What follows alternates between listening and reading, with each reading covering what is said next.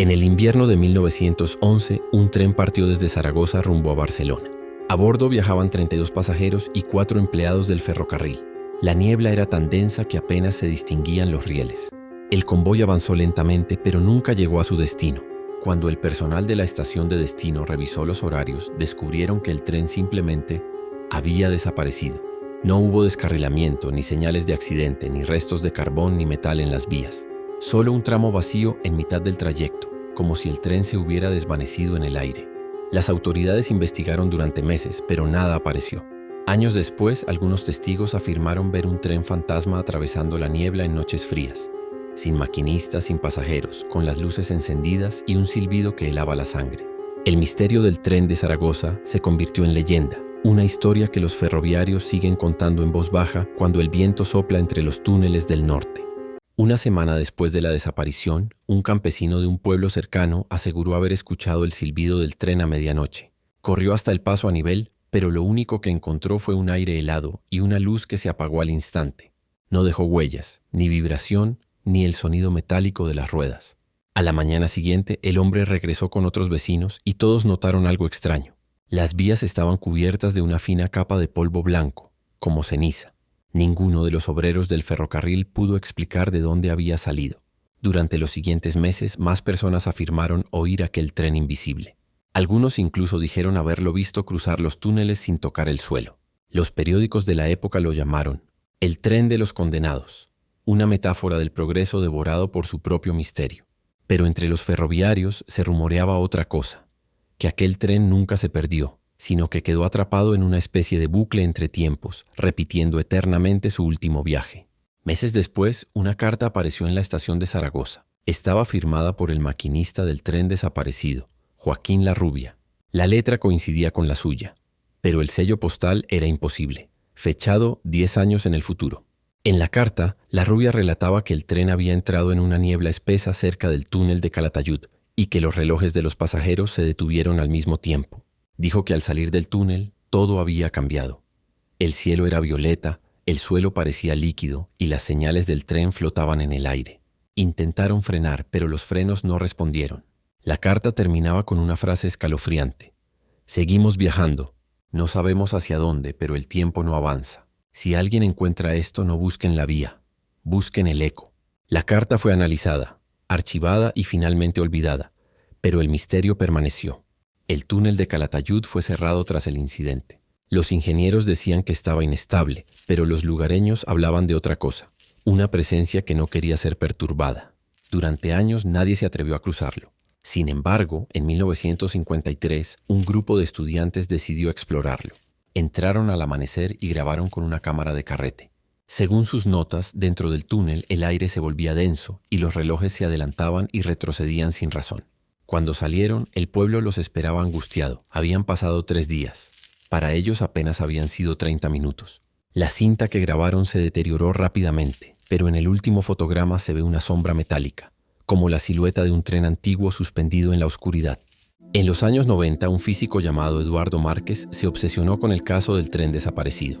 Creía que podía tratarse de un fenómeno de distorsión temporal, provocado por campos electromagnéticos naturales bajo la zona. Durante meses analizó los túneles abandonados, los materiales de las vías y las ondas del subsuelo. Una noche, instaló sensores en la entrada del túnel de Calatayud.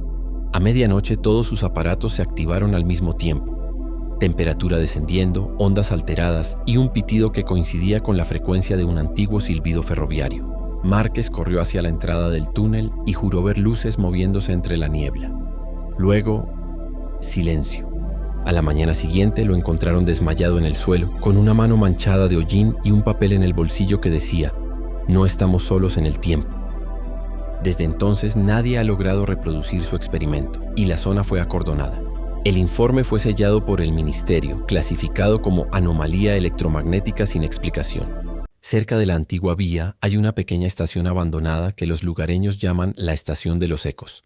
Dicen que si te sientas allí en silencio puedes escuchar el tren pasar aunque no exista. No solo el silbido, sino también el chirrido de las ruedas, las conversaciones y hasta el sonido de las puertas al abrirse. Algunos viajeros curiosos lo han comprobado grabando audios en los que se distingue claramente una frase: "Billetes, por favor". Pero lo más inquietante es que las grabaciones duran exactamente el mismo tiempo que el trayecto original del tren. 3 horas y 7 minutos. Nadie puede explicar por qué. Los expertos en sonido y físicos que analizaron las cintas aseguran que no hay manipulación, solo una vibración constante que parece provenir del subsuelo, como si el pasado siguiera repitiéndose bajo tierra. Hay quienes creen que los pasajeros del tren siguen viajando en un bucle eterno, prisioneros del tiempo. En 2008, una empresa de ferrocarriles intentó reabrir el tramo cerrado para construir una línea moderna. Durante las obras, las máquinas excavadoras se detuvieron solas en el mismo punto donde se perdió el tren. Los sensores de metal detectaban algo grande bajo la tierra, pero cuando cavaron, no había nada. Un obrero aseguró haber visto una luz moverse entre los árboles, como una locomotora en miniatura flotando. Al día siguiente, el suelo apareció cubierto por una fina capa de hollín, igual que en los informes de 1911.